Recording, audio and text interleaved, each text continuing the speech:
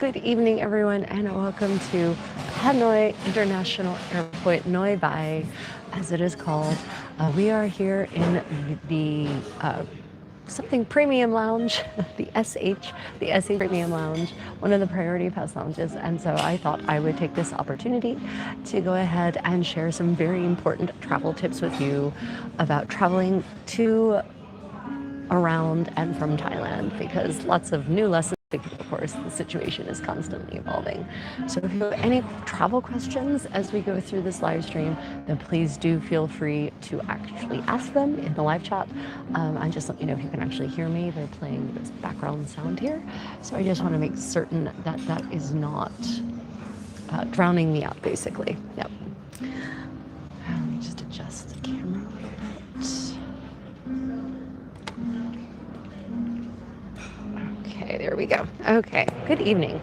Right, so we are on a very long layover with Vietnam Airlines on our way to Busan from Bangkok. So we are currently in Vietnam, and Hanoi Airport gets a bit of a bad rap in the travel world. If you look up Hanoi Airport on any travel forum, you're going to see a host of complaints, but there have been some really serious updates in the last year. We've been flying in and out of Hanoi Airport for about 2 years, kind of regularly, and we've seen a lot of changes. So there's new public spaces, there's new transit lounges, there's napping areas that are publicly accessible, there's even more lounges available in general. So it's a much more comfortable airport than it once was. But I will tell you, it is absolutely a very expensive airport, bizarrely so. Most of the shops here sell things in dollars, US dollars, and they are US dollar prices. So just, a coffee or a tea at Starbucks is $5, which in Vietnam is insanely expensive. So yeah. Julian, welcome. Nice to see you. Yeah, so we're currently in Vietnam. We are in Hanoi. Unfortunately, Vietnam is not an easy country to just, if you're transiting through, you can't just pop out and go see things. Visas on arrival take quite a bit of time, and you have to have biometric pictures, you have to have copies of your passport, you have to have this application all filled out.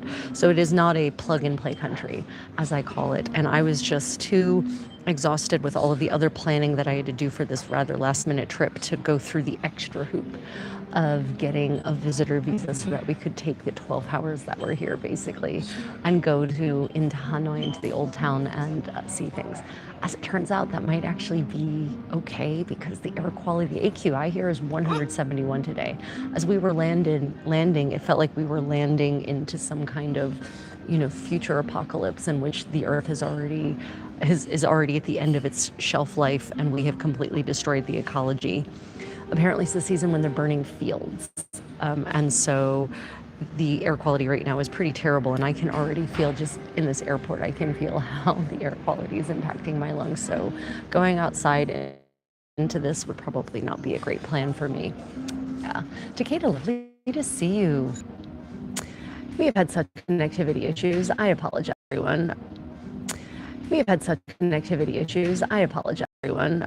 We're on lounge Wi-Fi. It should be good enough to support a vertical live stream like this. So I apologize for that. Yeah, especially because no one's here like this. So I apologize for that. Yeah, especially because no one's here. Yeah. So basically, we just lost, and Takeda might still be there. They are. So we are what? No. Oh. I mean, not you. So yeah, we there's some lessons learned about Thailand. Thailand is one of those countries that is it's one of those countries about which people think, Westerners, especially from affluent developed countries like the United States and parts of Europe, think about retiring to Thailand. Okay, there's some things you need to realize about Thailand.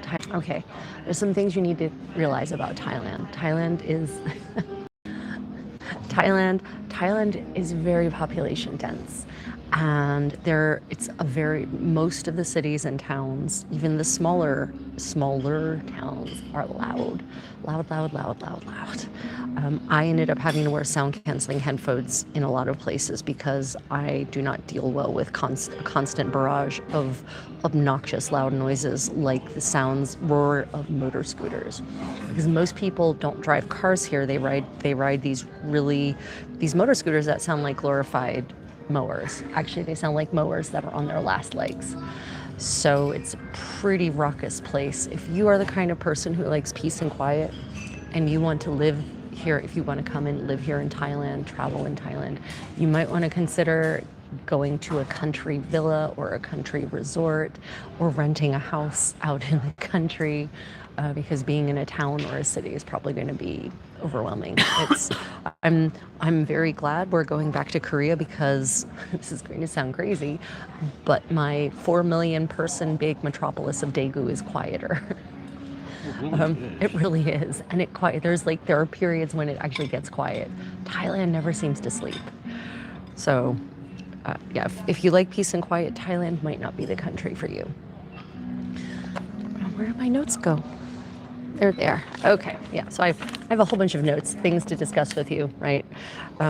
So depending on the country from which you are coming, you may or may not have to apply for a visa. So some of you are seasoned, inveterate travelers, and so you know that you can't just hop on a plane and go to any given country, that some countries you might need a visitor's visa.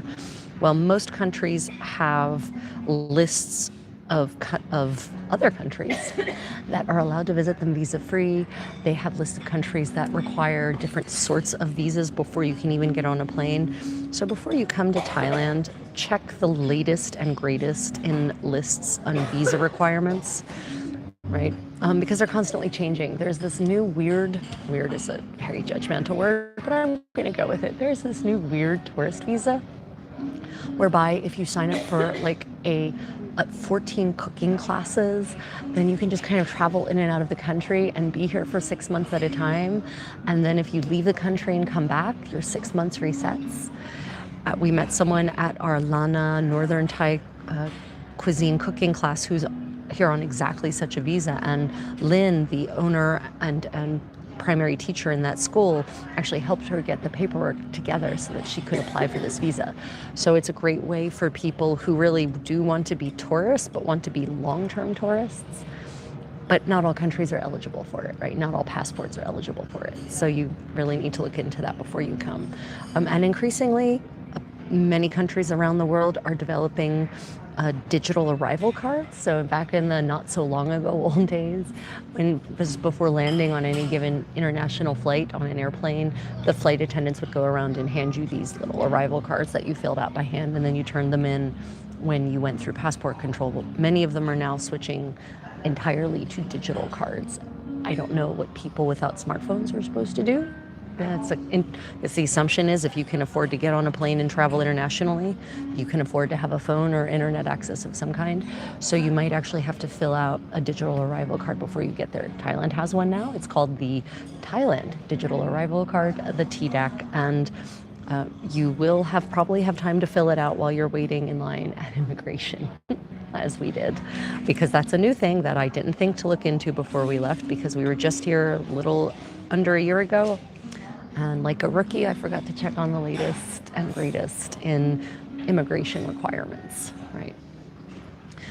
So, yeah. Also remember, in any given country, immigration can take a while, right? And immigration means passport control. I don't mean that you're trying to immigrate to the country. The section of the airport where you show them your passport and they let you enter is referred to as immigration, right? So certain immigration areas are more efficient than others at different airports in different countries. And so I'm just going to recommend that you take care of any exigent needs before you get into the immigration line, because otherwise you may find yourself in a very desperate situation when 45 minutes later you're just finally reaching the front of said passport control line. Just just putting that out there. There's always bathrooms airside when you arrive in an airport, so maybe use them first before committing to a potentially lengthy waiting procedure. There's been some changes in the rideshare situation here in Thailand since the last time we were here a year ago. So, not long ago, I was recommending Grab as the app to use. Like, that's the Uber of South Asia, Southeast Asia, basically. But Grab has experienced a serious decline in quality of service. And this is, we experienced it ourselves, and then it was confirmed by pretty much all of our Thai friends and acquaintances that many of them have just switched to using Bolt. So if you come to Thailand, get the Bolt app on your phone, and it costs less, and you will be rejected by drivers a lot less often. There were some times with Grab where we couldn't get a ride at all, anywhere, no matter where we were, or we were rejected by driver after driver, or it would take up to half an hour for a driver to actually come to actually reach us. So has been a much more successful application for us. But depending on where you are, you might. No, go ahead. You I might. just told to give you a poke. Oh, You missed our conversation about hats. I can't see. There's That's no conversation. No. Look. Oh, yeah. Yeah. You're not getting any of No, those. I'm not getting any. So I'm sorry, everyone. I am not getting. Let me try this again. You can just read them on my phone, too. You can just tell me if I'm missing anything. Well, Oh, there we Julian go. had said, he's Sorry, thought about I was not getting any comments, so I just assumed that you all were quiet. Don't forget to hit that thumbs up if you're watching, by She the way. just thought I was being weird. Yeah, I thought he was just trying to get attention from me. Pay attention to me. So Julian had said, I have thought about traveling, I've thought about a holiday in Asia, but it's the insane traveling to get there that puts me off. I would say, not, because somebody have a different idea, but if you can physically do it, do it. It's worth coming out here, period. Yeah, so Julian, so your concern is when you say the travel getting there concerns you, are you talking about the length of the flight or immigration processes in different countries? Yeah, Asia, I highly recommend traveling to Asia. And it's an amazing experience.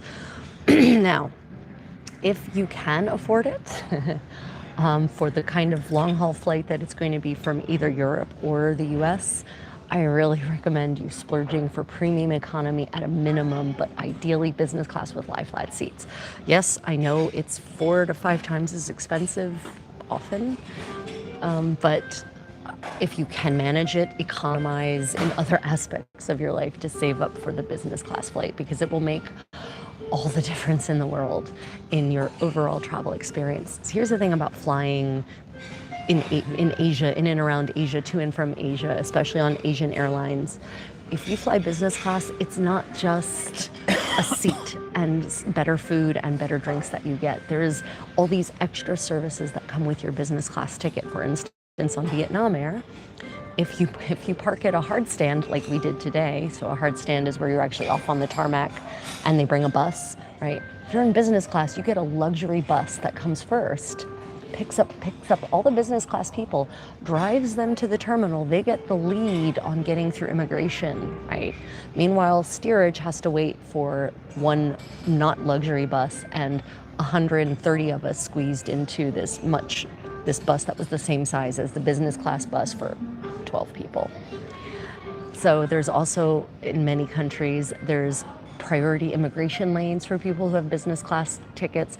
There's priority security lanes for people who have business class tickets. So you get all these extra perks flying business class that might make the whole experience just so much more worth it. Yeah.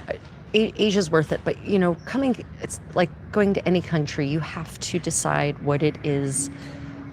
What do you value in traveling? Do you want to experience the local culture? Do you want to explore history? Do you want nature?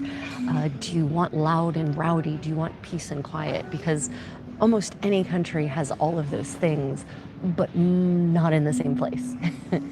So, you're not going to get a party resort out in the peaceful highlands of northern Thailand, right?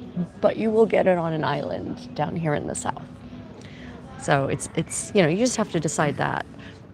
I really I really do recommend it. It's such a different way of life here. It's yeah. Okay. So everybody loves your hats. That we're talking about your collection of sun hats. Okay. And they complimented my hat. Okay. Nice. They wanted me to make sure that you commented on the hats or Yes. talk about where Okay, did you get your hat? Okay, right. Hats. Hats are very important. Not just as a lovely fashion statement, as you see here, right? Hats are very important because they are tools. This hat. This hat is good in the rain. It keeps the rain off of me, actually. It's good for sun. It's, actually helps keep my head warm. So it's a multi-purpose thing. This hat I actually bought in Washington, D.C. at a fair near Capitol Hill in the neighborhood, Capitol Hill neighborhood, in 2014. And as you can see, it's lasted super well. It's got a wire in the rim, not a stiff wire. It's got a flexible wire, which helps it keep the slope. And I abuse the hell out of this hat. She does. Yeah, so this hat becomes my lumbar support when I'm on the plane, if I'm in economy class. So watch this. It's amazing. This hat is really amazing. So I can actually tuck it all into there, and I just put that in my back, and then I have lumbar support, right? So yeah, this one is actually made of paper, believe it or not. So let's see, what other hats have we had that I've bought recently? Then some of you may have seen don't worry, it'll come back to shape, I promise, it's not ruined. You did not just watch me destroy this hat, it'll be fine. And you can reshape this hat. Another hat I was given me by a friend, Eleanor, if she's out there, Kelly, she bought it for herself and didn't like how it looked. And this year and a half ago, or this last year in August, I went to the US for a medieval event, and I couldn't find my hat before I left. As it turned out, the cats had knocked it down behind a piece of furniture. We moved the furniture later and found it. But she and I visited, and we found this hat. And her hat, she brought her hat, and she said, here, you can have it. You need it more than I do, and I don't like it anyway. So that's the one that has the white and yellow stripes. When we travel frequently, if I'm someplace and my hat gets left behind, I end up buying a new hat in that place. Wow, 37-hour flight. From where? KLM from the UK to No, Asia? no, absolutely not. It should not be a 37-hour flight. There are nonstop flights between Saigon and Amsterdam. It's like 11 hours. I was going to say, we took a 13-hour flight It's like 11 to 30, depending on the direction you're going. It shouldn't be more than 13 or 14 hours from Saigon to Amsterdam. Are you talking about, no, there's the longest flight in the world. Because we flew KLM once, right? Yes. Yeah. The longest flight in the world is like 21 hours long. I think that's the longest flight in the world That's currently. From Australia to That's like New York? Australia to New York or something like that. Yeah. So there are no 37-hour flights. Now, if you're talking about layovers, well, I love the reconnecting. Oh, Julian, no, I love KLM. Like, experiences with KLM. We still have our little bottles. Yeah, we still have our little houses, our little Delft houses, right? With some kind of what's the alcohol they make there that we had with gin in them, right? With the Dutch gin in it. So what I would suggest to Julian, if you really want to take shorter flights, plan a vacation that takes you to from the UK to Qatar for a day. Or a couple of days. Spend a couple of days in that area. Well, he's not going to be able to continue on with KLM from Qatar. Really? Okay. No, he's good. The only way you can continue. Where could you go from KLM that's shorter? Nowhere. Amsterdam that's their hub. There's no way to break it down and stay on KLM. But then from Amsterdam to Saigon is 13 or 14 hours. Yeah. But again. If you can manage it and you fly the lie flat business class on KLM, it's a wonderful experience. The time will fly by. It really will. Yeah. Reconnecting again. How are we getting such bad? Yeah, so Julian, I'm not certain why it should be 37 hours. It really shouldn't. From the UK, it should be pretty easy. You hop. It's like a hour flight at most in bad weather from the UK to Amsterdam, and then from Amsterdam to anywhere, even the furthest point of Asia, not Australasia, but Asia, is like 15 hours. So I don't know why it's 37 hours. That doesn't make any sense to me. Yeah. Why is your camera so blurry? That's not my camera. It could be. Is it blurry on your screen? Yeah.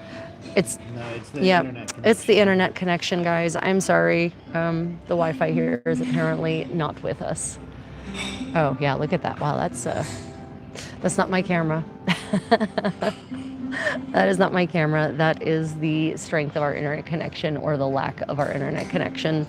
Sorry, everyone. I apologize. We've had the damnedest luck with internet on this trip and trying to live stream.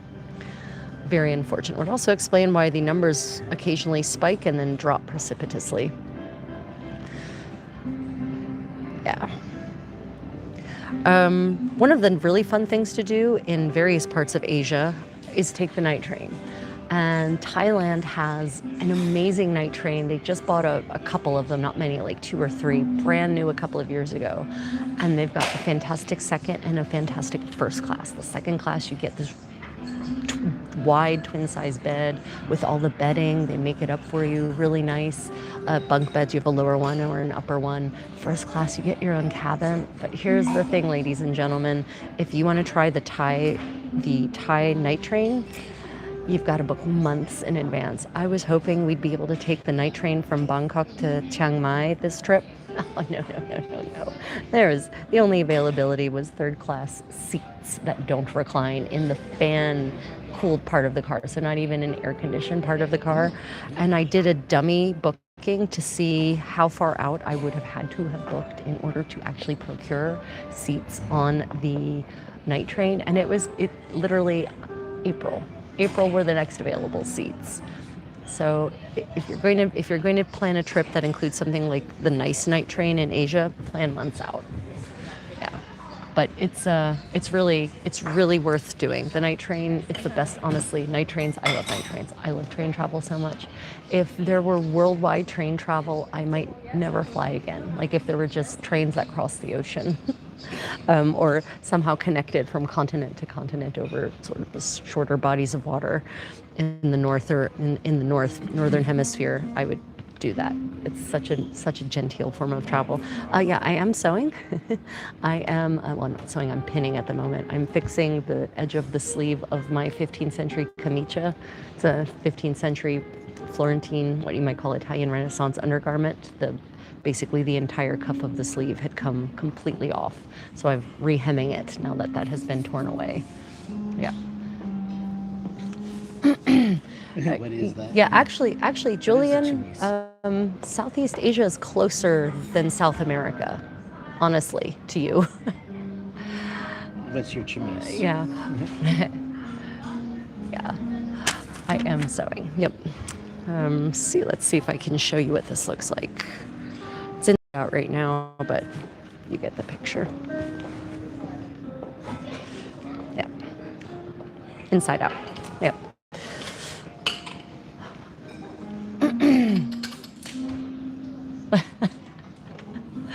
Yeah, Julian, if you go to my Creative Contessa channel, then you can see all kinds of videos of me sewing and creating medieval and historical garments, and also doing historical dance, and also doing historical cooking. Oh, yes, no problem. Thank you so much. This lounge is great. They are very fastidious about cleaning up after us. Yeah. Oh, Petik, welcome. We're currently in Vietnam. Your English is excellent. Don't say that you're very bad. You're not at all. Yeah, I'm a very big fan of creativity. And one of the things I love about travel is getting to experience creativity in other cultures and historical creativity, modern creativity. And this last trip, we had the extreme pleasure of participating in a traditional Lana cuisine cooking course, a whole day event. We cooked on clay stoves using coal and wood, using clay pots and cast iron pans, and wooden implements made out of coconut shell, and mortar and pestle, everything done slow food style, and it's so very enjoyable. And the taste of northern Thai cuisine is so different from southern Thai cuisine. It's a different profile of flavors, a little more subtle in certain ways, more interesting spices because of the connection sort of through Burma. It was an extremely enjoyable experience. Plus a market tour where our teacher actually taught us how to buy the produce, what kinds of things to look for, and the different kinds of ingredients. And of course, we're dealing in some cases with ingredients that I've never seen before in my life, and I'm an avid cook, and I've eaten dishes from all over the world. So when when I'm introduced to new ingredients, that's pretty amazing. So definitely, if you come to Thailand, you must absolutely take advantage of one of the cooking courses. Yeah, definitely. Yeah. Yeah, Julian, sleeper trains are okay. I think it depends on where you are, whether they're okay or they're great, right? And it depends on the kind of sleeper train. You know, there are now luxury sleeper trains when I say luxury, I mean obscene 6-star level luxury, where it costs, $4,000 a night. I'm not talking about that. Yeah, Takeda, I hear you. The rail system in the U.S. unfortunately got destroyed by Henry Ford and Co. on purpose, so that everyone would have to buy cars. If there's any country that should have high-speed rail going from coast to coast, that should be able to manage this not really impressive anymore feat, it should be the U.S. But no, it's going to be China. It's going to be the first country to have that kind of length of one non-stop, or not non-stop, but single train going from one border to another across 4 or 5 time zones. It's going to be China. Probably they're going to have a supersonic train first. Isn't that great? Yeah. Yeah. Takeda. I always tell people, if you want to take the train in the U.S. Anywhere, do not plan to get there on time. Do not plan any connections that require a timely interface. Do not plan anything that demands that you be somewhere at a specific moment. Because unfortunately in the US, of course, the passenger trains are second class. They get lowest priority on the rails. The cargo trains, which of course have a massive lobby buying their privileges, the cargo trains have privilege. So, if a cargo train is coming, then literally the Amtrak trains have to sidetrack and let the cargo trains pass. So they get further and further behind as they go along. It's garbage. It's absolute garbage. But there it is. It's just the way it is. Someone might know this definitely needs to be repaired.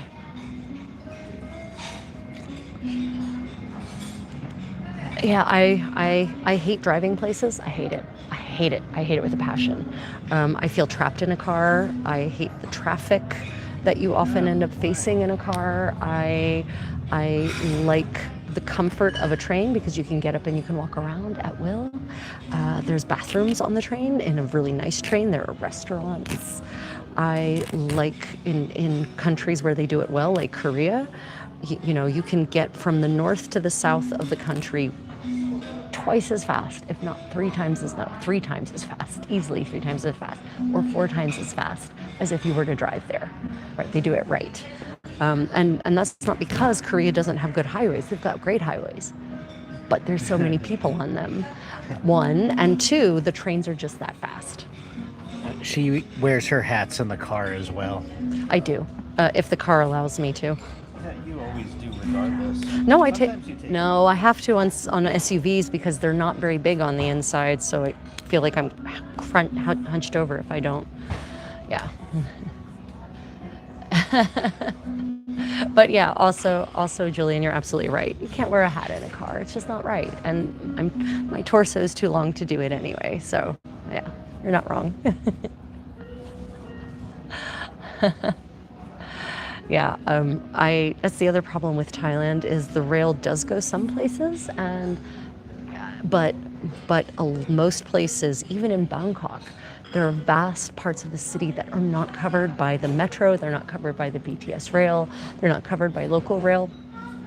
So you look at a map and you see these metro stops, and if you're used to cities like Seoul or New York, you think, or London, right? Paris. You look at the map and you think, oh, well, that should be walkable from that stop to that restaurant.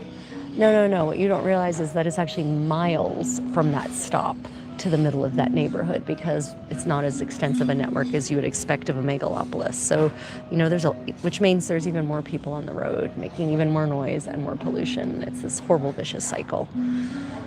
Yeah, Thailand has so much potential. It really does. The food is amazing. The people are so friendly and vibrant. The architecture and the history is wonderful. But yeah, the traffic is a real issue in Thailand for certain. Yeah. So what was the best place and the worst place that I've been to and why? Oh, God, best and worst. Gosh, that's really hard. I mean, actually, I would say I can't even think about worst place. I can tell you one of the worst experiences I've ever had, and it was very recent. It's not necessarily for the reasons that you might think. So we were in Istanbul a couple of months ago with Queen Victoria, actually. So we were in Istanbul, and the new Galata port, the new cruise port at Istanbul, is this massive entertainment complex. And it's got restaurants, and it's got bars, and it's got cafes, and it's got shops. But it is a gated community, and there are security points with x-ray machines through which you have to go in order to enter this whole complex. And while we were there, they were hosting this big concert, very big concert. And so there were thousands upon thousands of people at the port inside the fence. And there was a line still trying to get into it that was thousands of people long. I don't deal well with crowds.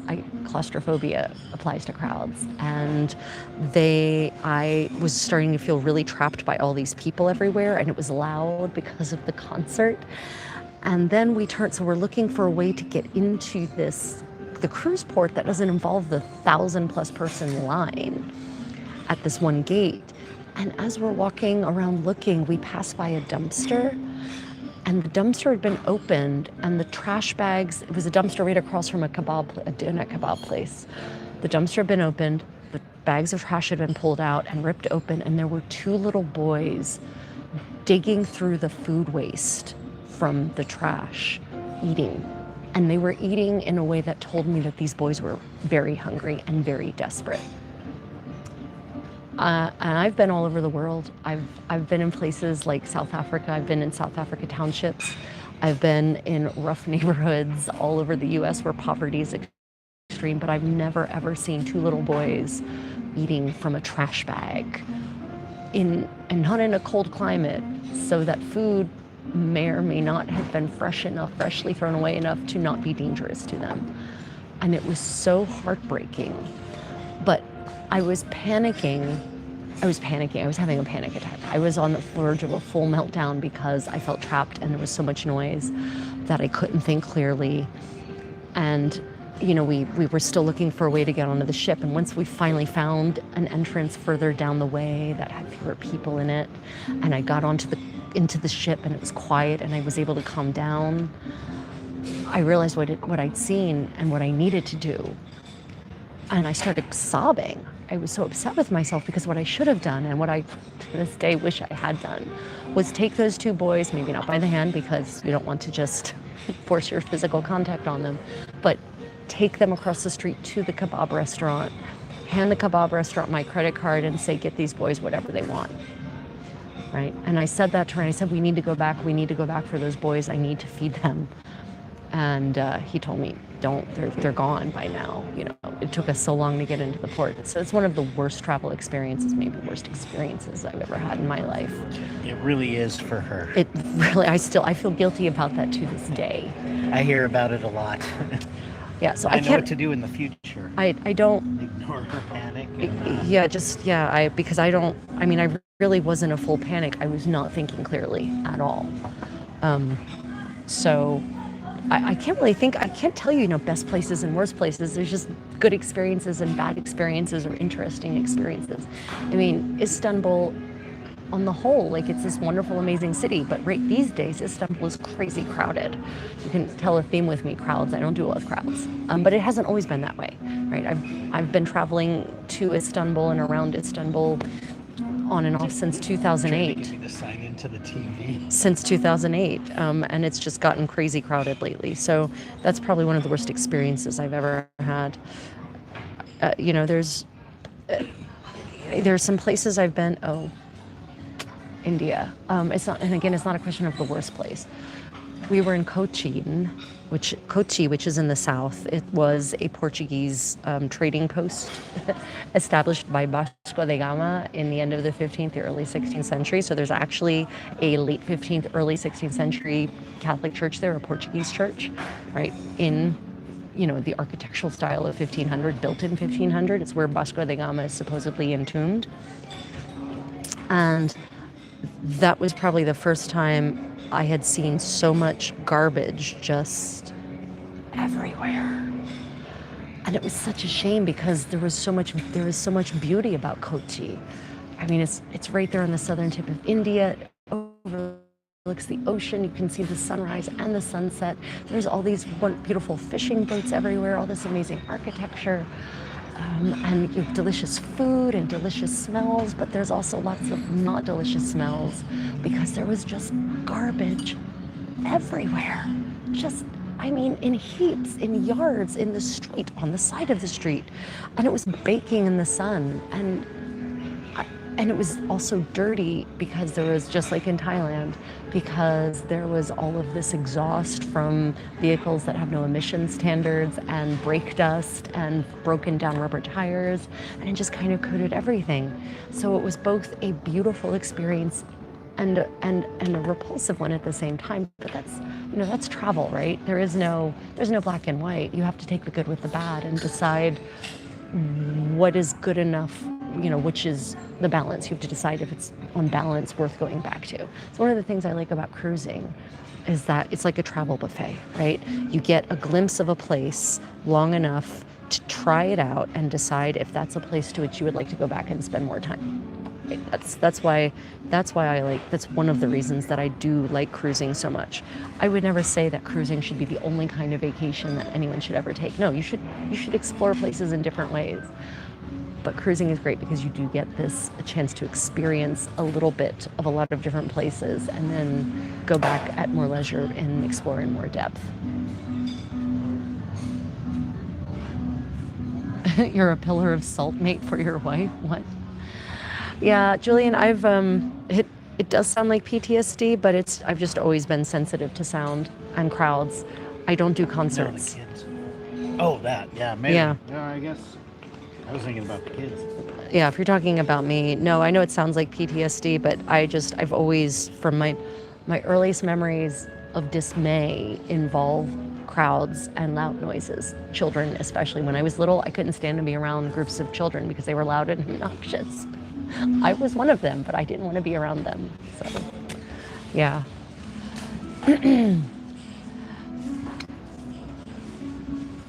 Yeah, so that is the other nice thing about cruising is that it's very simple, right? The decisions that you have to make on a cruise are very limited, especially if you're on a classic cruise ship like Cunard. Now, if you go on one of these more modern cruise lines, suddenly your decision making is going to get a lot more complicated because they have dozens of different eateries and you have to make reservations. And if you don't get up early enough to make the reservations, or then you might not get a spot at the restaurant or whatever, right?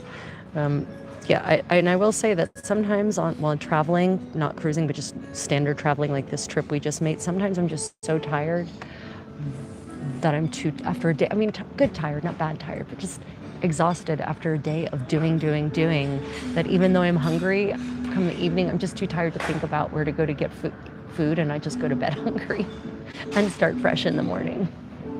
It's okay, I lose weight when I travel, right? Most people gain weight when they travel. I don't. I lose weight when I travel. I lose the most weight when I cruise. So, yeah. Yeah, Julie and we might try Fred Olsen someday and maybe P&O because of what we heard about it from other Cunarders, but yeah, we're not. That's it for us. Unfortunately, that means there's not many options for Asian cruising because they've put Queen Anne here, and Queen Anne is absolutely not for our taste in the least. So other than Queen Mary, who's popping through briefly, that means it used to be Queen Elizabeth here. I hope they bring Elizabeth back. So let's see. When you are traveling on your own in various cities, especially cities with massive public transit systems like Bangkok, you should look into the public transit card, right? So London has the Oyster card. Yes, the Oyster card in London, right? Or is that Hong Kong? There's Hong Kong. Hong Kong is no, the Oyster. Octopus card is Hong Yes, Kong. Oyster card is London. Is it London? Yeah, Oyster? Octopus card is Hong Kong. Yep. And this is basically a preloadable. In Korea, it's the T-money card. This is a preloadable card that you can use for the metro. In Bangkok, though, of course, it can't be simple. They have different systems of public transit trains. They've got a metro. On the metro, happily, you can now just use your Visa or your MasterCard to tap. And you tap in and you tap out, and there's no need to buy tickets or tokens or any of that. And then you can collect points, which is how we fly business class, by collecting credit card points. But unfortunately, the BTS, which is the elevated train, commuter train in Bangkok, or not the BTS, the metro, yes, the metro uses tap in, tap out, so you can use your credit card, Visa or MasterCard. The BTS, you can't. You either have to buy tokens, which means standing in line at machines. You have to use cash, no credit card. Or the recommended thing is this preloadable card called a Rabbit card. Now, the Rabbit card you can actually buy online in advance, and I think you could probably load money up onto it from the website where you buy it from, and then you can use a credit card. But otherwise, Thai phone number, you can get the app. yeah, if you get a Thai phone number, you can get the app. They still haven't figured out that if they want foreigners to use these things, you can't require people to have a Thai phone number. But it costs 100 baht, which is about $3, I guess, right now, which is about $3 US to just buy the card, and then you can load it up in a minimum of 100 baht. So you can't put fewer than 100 baht on it, but you can get the balance refunded before you leave the country if you want. But the convenience of having the Rabbit card to use the BTS system is significant. And we found out only afterwards that there's a whole host of perks that comes with the Rabbit card. And this is true in other countries, some other countries as well, where your public transit preloadable money card actually comes with discounts. So for instance, certain restaurants in Bangkok will give you a discount if you use your Rabbit card. You get a severely discounted entry to to this big aquarium in Bangkok. So it can be worth it, especially if you're traveling a lot.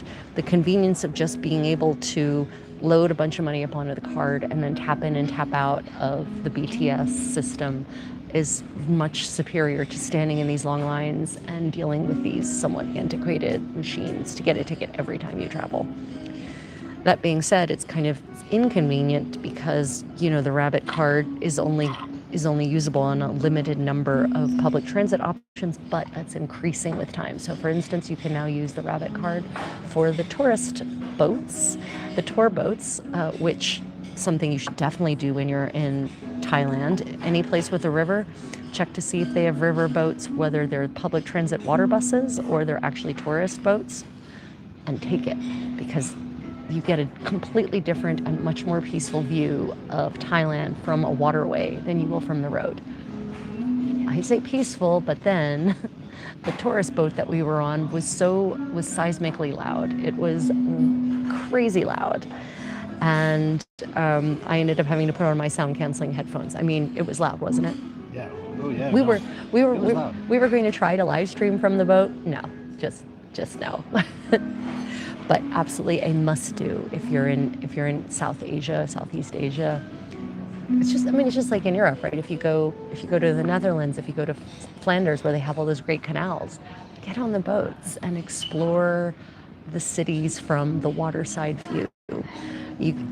What's really nice is, for 40 baht, so that's like a dollar US, $1.10 US, you can basically go the entire length of the Bangkok parts of the Chao Phraya River. That's the major river in Bangkok, and you can just see so much just sitting on the boat. You don't have to get off or on at all. Just get on, ride one full round trip, and then you'll be able to see just so many interesting villages, stilt villages, so much interesting architecture. Yeah, it's definitely a really great way to see things. I just wish that the boats weren't so loud. I don't know. It sounded like the engine was going to shake itself off of the boat, didn't it? Yeah, it was. It was. I mean, it was. You could feel Yeah. it. It was like a a a cacophonous version of massage for your derriere. Dude challenges me, and then the Elizabeth is really nice as well. Yeah. So talking about cruising, the comment was about Queen Anne. No. I'll stick with QM2 or Victoria. Yeah. Said Elizabeth is Elizabeth nice is very nice. Elizabeth and Victoria are twins, basically. They're beautiful. Victoria's a little bit darker. Her wood, literally the wood paneling is darker. The Elizabeth is a little bit lighter. I actually prefer Elizabeth's aesthetic just a little bit more, but they're twins, so definitely go on both. Yep, 100%. Okay, let's see. Oh, SIM cards. When you travel to other countries, depending on your own mobile data plan, you might want to consider getting a local SIM card, right? And in Thailand, to get the best deal on both currency exchange and SIM cards, go to the basement at Suvarnabhumi Airport. Don't go to the where the taxis and cars leave on the first floor. Don't go there. Keep going down until you get to the level where the train leaves from, the airport train leaves from, the rail link leaves from, because that's where you're going to get the best deals. That's also where you can pick up your Rabbit card if you've ordered it online in advance. So yeah, you might want to consider getting a SIM card because especially if you've been dealing with mobile data issues like we have, it might actually fix those. So next time we come to Thailand, we're probably going to look into getting a local SIM card, even though we have a really good mobile data plan with T-Mobile. But for whatever reason in Thailand, sometimes we had great reception, right? Sometimes. Like the night tour that we did, the night market tour that we did, that involved even a little bit of a really beautiful nighttime tour of a Wat, right? That was great. It's definitely not because everybody else was sleeping. Yeah, it's not because everyone else is sleeping. It just seems to be very location dependent and perhaps depends on the cell phone tower to which our phone has actually connected. But hopefully with a local SIM that will fix it. Julian says if it comes to the internet, if it's not free, I just don't bother. Yeah, Julian, I don't have that luxury. Yeah, internet, it's funny. In some places, local internet access can be really cheap. Some places like Korea have free Wi-Fi in the cities, in various parts of the cities where it is free. Many neighborhoods in Daegu, for instance, have free Wi-Fi. Just like, especially the lake, just connect there, right? It's free. All cafes have free Wi-Fi in Korea. It's one of the attractions. People go there to get free Wi-Fi, right? They buy a drink and they get free Wi-Fi. So yeah, it depends on where you go, whether it will be cheap and free and easy or not. Thailand, pretty much most every cafe had Wi-Fi. He's right about QM2 prices for internet. But yeah, cruises. For some reason, Cunard's internet prices are pretty obscene. And yeah, they're ridiculous, and you know they try to use it. They're that way because they're trying to use free or discounted internet access as a perk of loyalty. But their loyalty program is actually pretty sad, honestly. Yeah.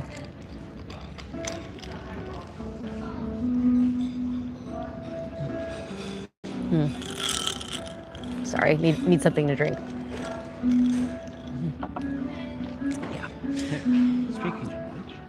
Speaking of drinks, let's see.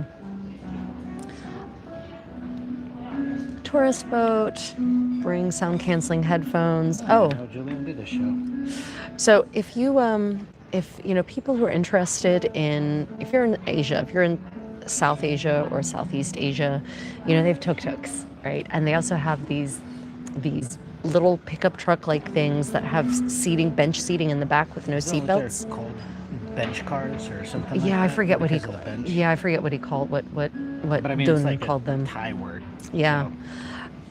So this is going to be a really interesting experience. But here's the problem with them is that uh, you're out on the road, open, with the air blowing, freely into your face. But it isn't fresh air. There is no fresh air on a Thai road, and you're breathing really heavy exhaust, heavy emissions, and there's a lot of the brake dust and the dirt from the road just kind of getting all over your skin.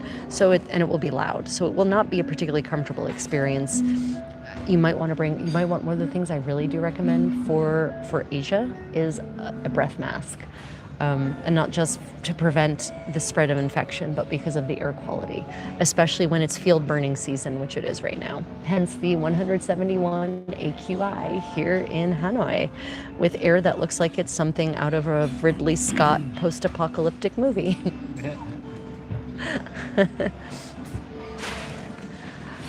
Let's see. If you go up to Chiang Mai, and I highly recommend Chiang Mai in Thailand, it is a city of shrines. It is a beautiful historic city. It was the capital of the Lana Kingdom for hundreds of years. Hashtag Ryan's campaign. Yeah, and it's it still retains its old medieval ground plan with basically a giant square with a moat all the way around it, and there's some little bits of remnants of the medieval walls that you can go and see in some reconstructed parts. But it has a ring road that is on the inside and the outside of that moat, and I'd forgotten that when we booked our hotel at the Ping Doi Hualin Boutique Hotel. That means that anything that is on that moat is going to be insanely loud, because there's 4 lanes of traffic at all times roaring around the city like a racetrack. So if you would like some peace and quiet and you're in Chiang Mai, then I highly recommend that you look for a hotel, inn, bed and breakfast, homestay inside the city. Look at a map and pick one of the windy little roads. If you're on a straight road, any road that actually transects the city is going to be loud most of the time. They get quiet, inside the old city, they get quieter at about 9 or 10, but there will be the occasional roar of motor scooter at some point, whereas the little tiny roads, they go completely dead. They're actually pretty quiet most of the day, the tiny roads are. Yeah. Nicely, yeah.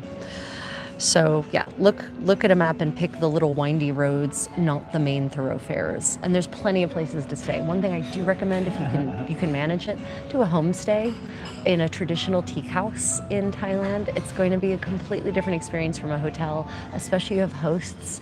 You can get to know your hosts, learn about their lives, right? Interact. Some of them offer breakfast. We didn't do that this time because I had some credits I needed to use on one of my credit cards. But that before I cancel the card. But we probably will next time. Especially the homestays are often in those back corners, those hidden corners in the old city, which is really nice. One thing Thailand does not have that it really needs to have are good river walks. Chiang Mai does have a couple of good canal walks where you actually can walk like maybe a couple of kilometers along the canals, some of the quieter canals, and that's nice. But along like the main rivers, they just haven't gotten there yet. And there's been challenges because a lot of people historically their homes are right on the river, and so they'd have to tear homes down or build a boardwalk right in front of it. Yeah. Who's joined in? Herb Queen, welcome to Hanoi. Let me just show you our the other side. Oh, just poked her head up. Right, we're here at the SH Premium Lodge, one of our favorite lounges. We spend a lot of time here going to and from Thailand. Yeah.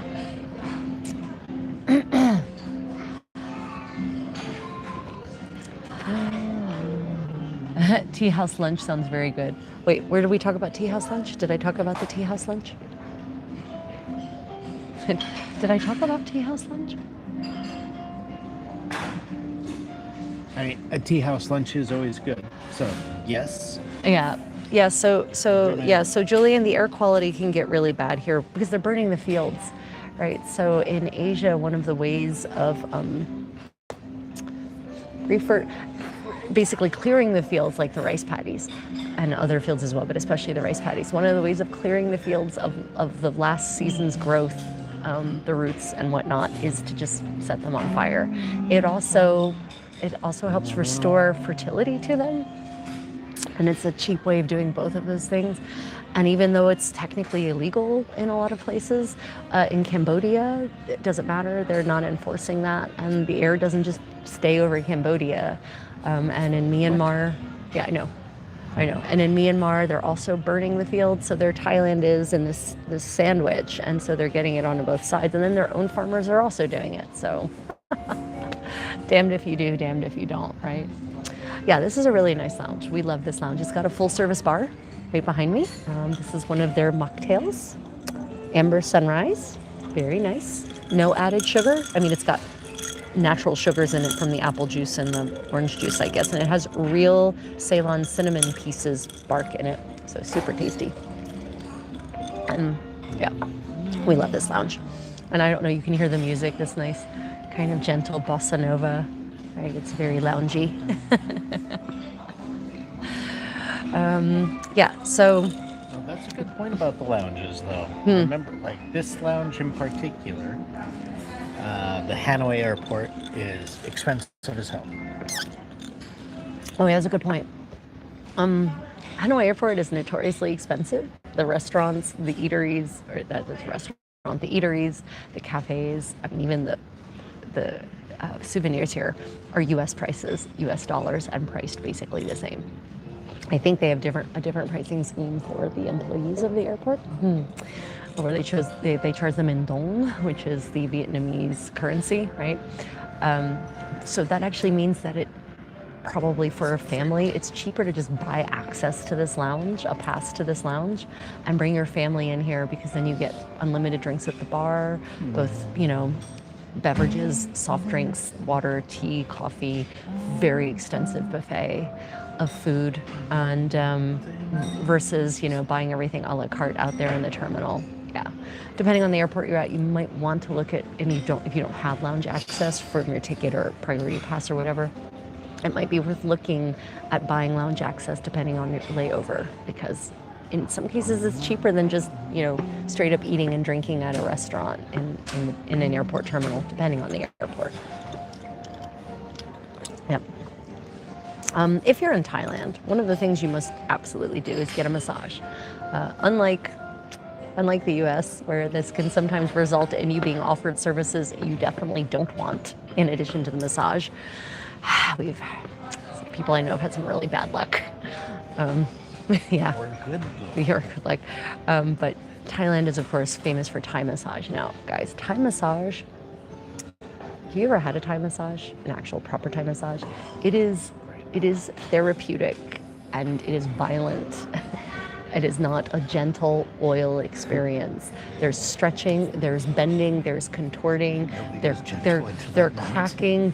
Nothing happens gently. Nothing goes gently into the good night with the Thai massage. These tiny little women with their tiny little limbs somehow. powerful. I don't know. They pull. It's like they're rods. pulling force from another dimension. Like their elbows suddenly become jackhammers. And at the end of it, you're going to be sailing on an endorphin high. But it's for those of us from the West, earning Western currencies, coming from developed countries like Korea, right?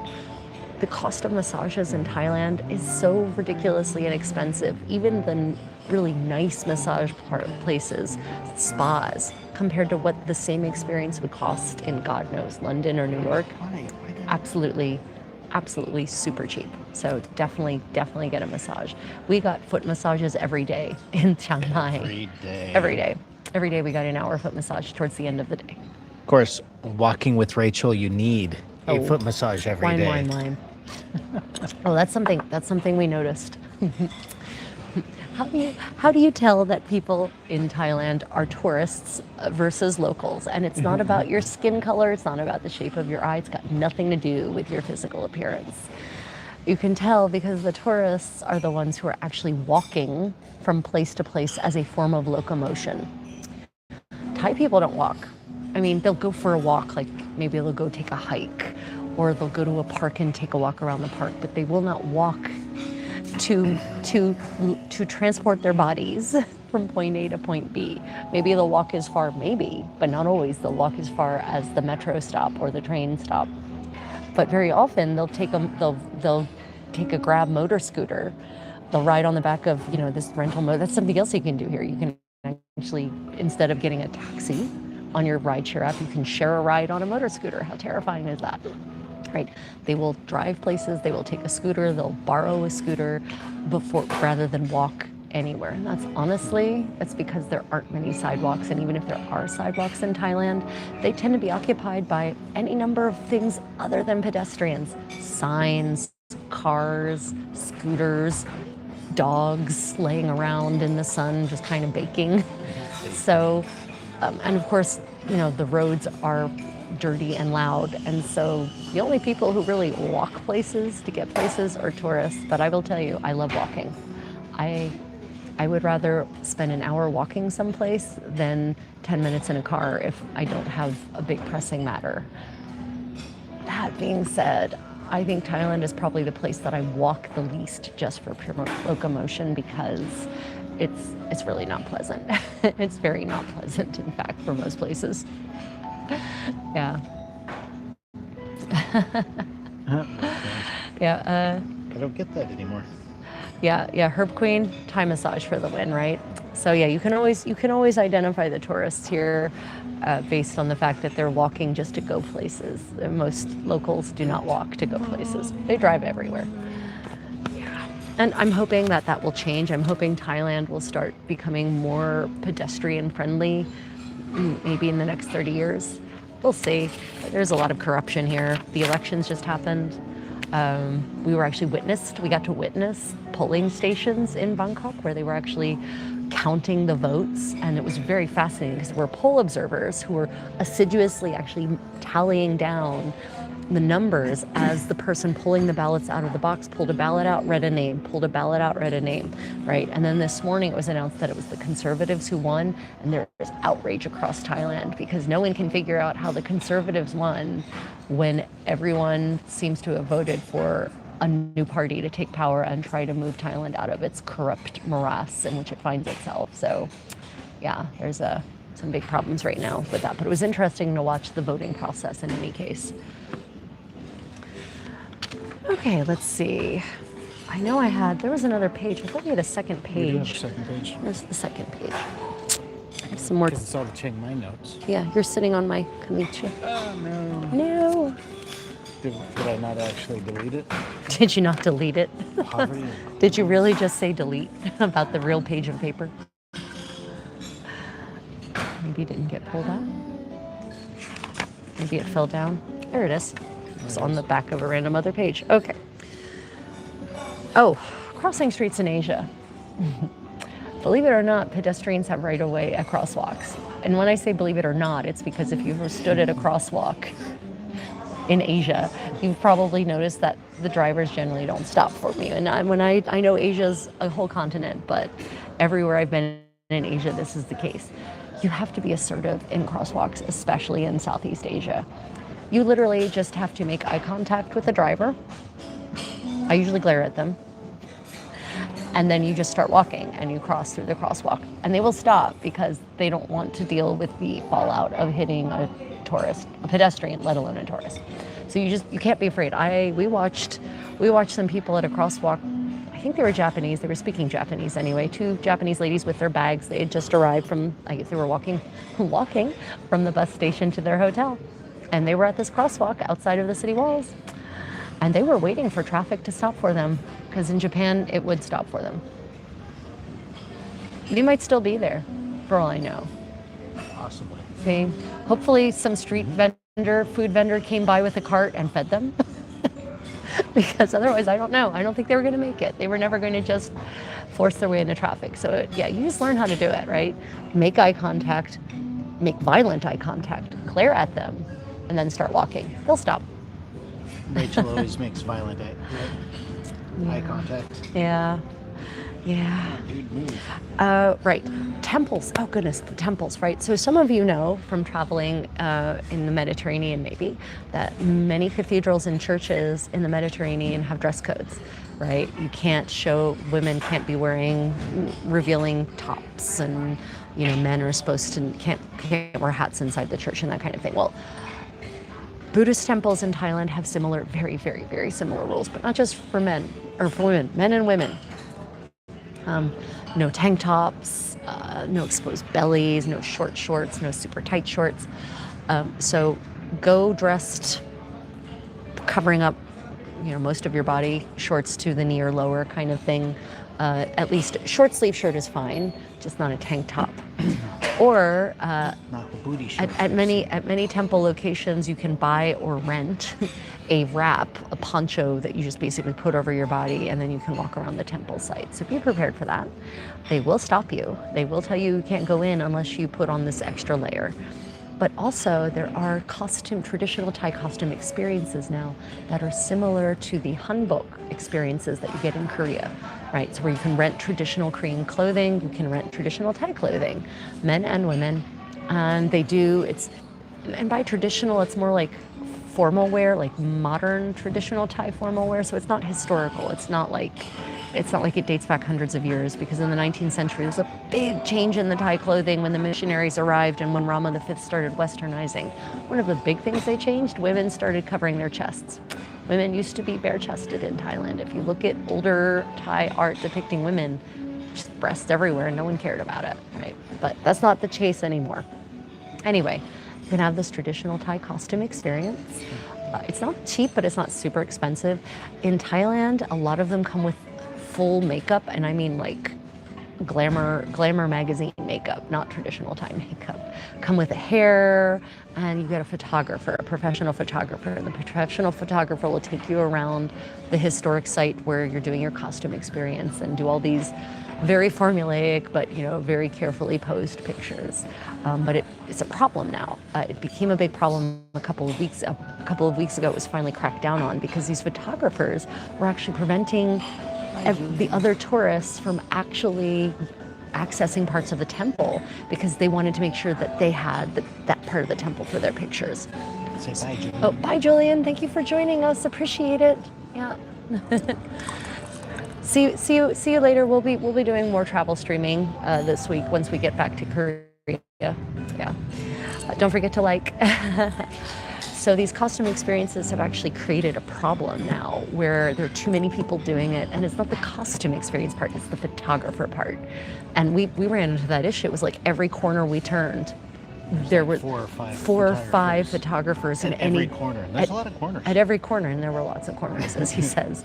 So Thailand's probably going to have to I don't know, these sites are probably going to start cracking down on it. It wouldn't surprise me if in the next year the costume experiences can no longer have professional photographers with them, because it is a nuisance. Yeah. Yep.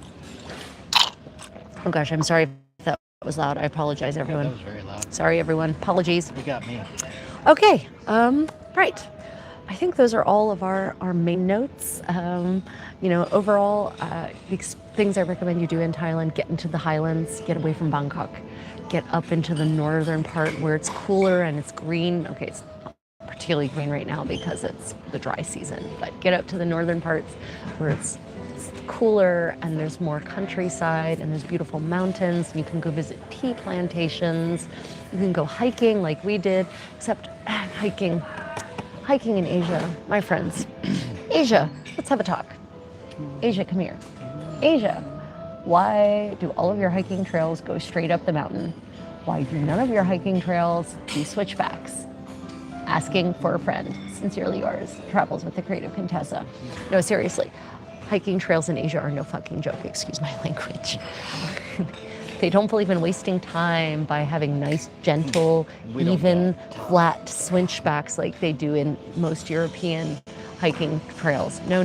They just go straight up. When we climbed in Chiang Mai, we basically walked from the Chiang Mai University, the University of Chiang Mai, up to the top of Doi Suthep. which has an amazing temple at the top. It's got a beautiful temple in the middle and then another temple at the top. And the second half of that trail was so steep in parts that we were using all four limbs to climb it. Right, so if you're going to go hiking in Asia, if you're going to walk up a hill or a mountain hill, then be prepared for it to be steep as hell. I recommend walking up and not walking back down. I mean, God, you saw those people coming down that thing. I was worried they were just going to slip and fall to their death. So, thank you. So, yeah, just keep that in mind. If you're going to go hiking in Asia, be prepared for a gruesome experience. Ooh, do I still have liquid? I do. Be prepared for a gruesome experience. It's worth it because at the end you feel like you've accomplished something. But what you won't be doing a lot of is admiring the view because you're just going to be praying for the strength to make it to the top and to not become a headline where they have to, helivac you off of the side of the mountain. Okay, well, if you've enjoyed this stream, please like, and if you haven't, please subscribe. Are there any final questions about traveling to, around, from Thailand? In general, my general closing statements are Thailand is beautiful. You have to decide what you want from your trip there and make your plans accordingly. It's pretty safe as countries go, so you don't have to worry about that too much. There are purse snatchers and there are pickpockets in certain places, more in the Bangkok area, much less so up in Chiang Mai. The further north you go, even less so. Look for homestays, look for experiences. There's an increasing number of hands-on classes and workshops, not just in touristy things, but in actual traditional handcrafts.